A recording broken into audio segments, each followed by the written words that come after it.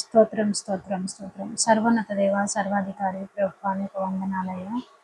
అయ్యా మేము ఈరోజు ప్రభువా నాయన మేము వినబోతున్న ఈ వాక్యాన్ని బట్టి నీకు వందనాలు ప్రభువా నాయన.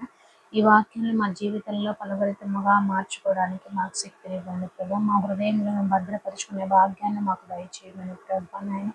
అయా నీ నోటి బూరగా మమ్మల్ని వాడుకొనమని ప్రభువా నాయన సహాయం దయచేయమని అడుగుతున్నాము తండ్రి. ఆమేన్. అందరికీ వందనాలు. మనం ఈరోజు మన దేవుడు మన పరిస్థితిని మార్చే దేవుడు.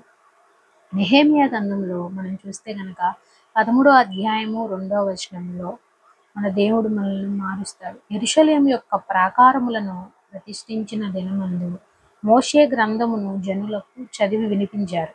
అందులో రాయబడిన ఒక మాట, దేవుడు మార్చెను అని. ఆయన మార్చే దేవుడు. అసలు ఏం మారుస్తాడు? మన జీవితాలను, శాపంలో ఉన్న మన జీవితాలను మార్చగలిగే దేవుడు మన యేసయ్య. శాపమును ఆశీర్వాదంగా మార్చాడు. మనం బైబిల్లో చూస్తే గనక ఈ వచనం నెహెమ్యా గ్రంథంలోని 13వ అధ్యాయము 2వ వచనంలో ఉంటుంది. ఇజ్రాయేలీలు అరణ్యంలో ప్రయాణం చేసే సమయంలో మోయాబు మైదానంలోకి వచ్చారు.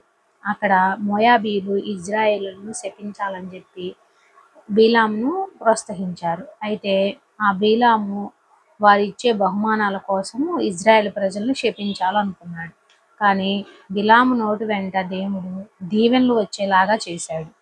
మరి మన చుట్టూ ఉన్న వాళ్ళు కూడా ఎంతో మంది మనల్ని క్షపించాలి, మనల్ని దూషించాలి అని చెప్పి చూస్తూ ఉంటారు. కానీ మన దేవుడు మనల్ని వాటన్నిటినీ కూడా మరి దేవుడి నిమిత్తం మనం ఏదైనా సరే శ్రమ వచ్చినప్పుడు వాటిని గనక అనుభవించగలిగినప్పుడు దేవుడు మరి వాటన్నిటినీ కూడా మనకి పరలోకంలో ఆశీర్వాదంగా మార్చిపోతున్న దేవునికై కృతజ్ఞతాస్తుతులు.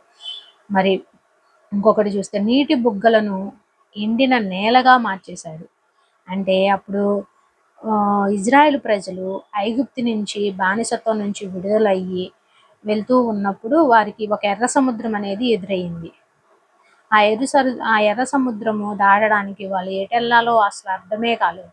అర్థం కాని స్థితిలో వారు భయపడుతున్నప్పుడు దేవుడు ఆ ఎర్ర సముద్రాన్ని ఆరిన నేలగా మార్చేశాడు. వారు ఆరిన నేల మీద నడుచుకుంటూ వెళ్ళిపోయారు. మనం కూడా మన నిత్య జీవితంలో ఎలా అంటే మనం ఏదైనా ఒక కష్టం వచ్చినప్పుడు ఎటెళ్లాలో ఏం చేయాలో అర్థం కాని పరిస్థితిలో మనం ఉండిపోయి ఉక్కిరిబిక్కిరి అయిపోతూ ఉంటాము. అట్లాంటి టైంలో దేవుడి దగ్గరికి వెళ్ళి మనం ప్రార్థించామంటే మన జీవితాలు ఎటువైపు నడవాలి అనేది దేవుడు మనకు ముందుగానే ఒక ప్రణాళిక గీసి ఉంచుతాడు. మరి మనం మొరపెట్టినప్పుడు దేవుడు ఆ కార్యాన్ని మన జీవితంలో జరిపిస్తాడు. మనం విశ్వాసంతో దేవుడి దగ్గరికి వెళ్ళి మనం గనక ప్రార్థన చేసామంటే మనం వెళ్ళవలసిన త్రోవను దేవుడే మనకి సరళము చేస్తాడు. కీర్తన గ్రంథం 30వ అధ్యాయంలో గనక చూస్తే అంగలార్పును నాట్యంగా మార్చేశాడు దేవుడు. దావీదు భక్తుడు అతనికి వచ్చిన సమస్య ఏమిటో ఖచ్చితంగా తెలియదు కానీ అప్పుడు ఆయనకి రోగం చేత బాధించబడ్డాడంట. అతడు మరణించిన దశలోకి చేరుకున్నాడు. నేను గోతిలోనికి దిగిన ఎడల నా ప్రాణము వలన ఏమి లాభము? మన్ను నిన్ను స్తుతించునా, కాబట్టి నన్ను రక్షించు ప్రభువా అని దావీదు గారు ప్రార్థన చేశారు. దేవుడు అతని ప్రార్థన ఆలకించి అతని స్వస్థతను, అతని అంగలార్పును నాట్యంగా మార్చేశాడు. మరి మన జీవితంలో కూడా ఎంతో మంది బలహీన పరిస్థితిలో ఉన్నోళ్ళు ఉన్నారు. ఎంతోమంది అనారోగ్యంతో బాధపడే వాళ్ళు ఉన్నారు. మరి నిత్యము ట్యాబ్లెట్లు వేసుకుంటే కానీ స్వస్థత లేని వాళ్ళు కూడా ఉన్నారు. మరి అటువంటి బిడ్డలను దేవుడు మనం కన్నీరు కార్చి దేవుడి దగ్గర కనుక ప్రార్థన చేశాము అని అంటే దేవుడు మన అనారోగ్య పరిస్థితి నుంచి ఆరోగ్యం దయచేస్తాడు. మరి ఈరోజు మనం సజీవ లెక్కలో ఉండి దేవుడు యందు ఈ మాటలు మేము వినగలుగుతున్నామంటే దేవుడి మహాకృప. అన్ని విషయాల్లో కూడా దేవుడు మనకు తోడుగా ఉంటున్నాడు. మనం ఏ విషయంలోనైనా దేవుడి మీద ఆధారపడడం అనేది నేర్చుకోవాలి. మనం కొన్ని హాస్పిటల్లో, గవర్నమెంట్ హాస్పిటల్లో చూస్తే ఎంతో మంది అనారోగ్య పరిస్థితిలో ఉన్నారు. ఆ బిడ్డలందరినీ దేవుడు కాపాడును గాక. మరి ఎంతో మంది బయటికి వెళ్ళి యాక్సిడెంట్లు జరిగిన వాళ్ళు ఉన్నారు, వారిని స్వస్థపరచును గాక దేవుడు. మనం ఈ 3 వాక్యాలను బట్టి మనం నేర్చుకుంది, శాపం నుంచి దేవుడు ఆశీర్వాదాన్ని కలిగిస్తాడు. ఎండిన నేలను అంటే మనకు ఎలాంటి పరిస్థితి వచ్చినా దేవుడు మనకు తోడై ఉంటాడు. మనము అనారోగ్య పరిస్థితిలో ఉన్నప్పుడు కూడా దేవుణ్ణి ఆనుకొని మనం విశ్వాసంతో కనుక ఆవగించేంత విశ్వాసమైనా ఉంటే దేవుడు మనకి సహాయాన్ని దయచేస్తాడు.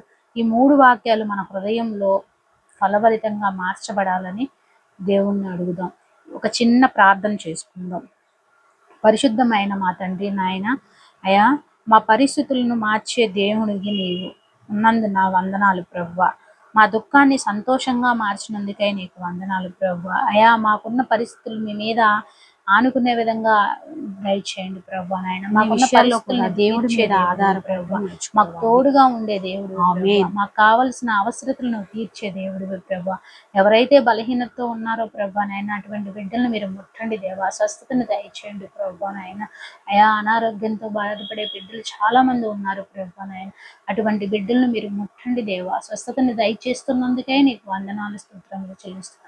ఎవరు శాపంతో ఉన్నారో ప్రభువా నాయన, ఎవరు అయినా ఎలాంటి పరిస్థితినైనా సరే తండ్రి నాయన, నీ యందు మోకరించి మేము ప్రార్థన చేసే భాగ్యాన్ని మాకు దయచేయండి ప్రభువా. అనారోగ్యంలో ఉన్న పరిస్థితిలో ఉన్న ప్రతి ఒక్క బిడ్డను మీరు ముట్టి స్వస్థతను దయచేస్తున్నందుకే నీకు వందనాలు ప్రభువా. అయ్యా మేము విన్న ఈ వాక్యాన్ని మేము మా జీవితంలో ఫలభరితంగా మార్చుకోవడానికి సహాయాన్ని దయచేయండి. మీ వాక్యాన్ని మేము భద్రపరుచుకునే భాగ్యాన్ని మాకు దయచేయమని త్వరలో నా కొరకు మా కొరకు రానయ్యున్న యేసు క్రీస్తు నామమున అడుగుచున్నాము తండ్రి. ఆమేన్.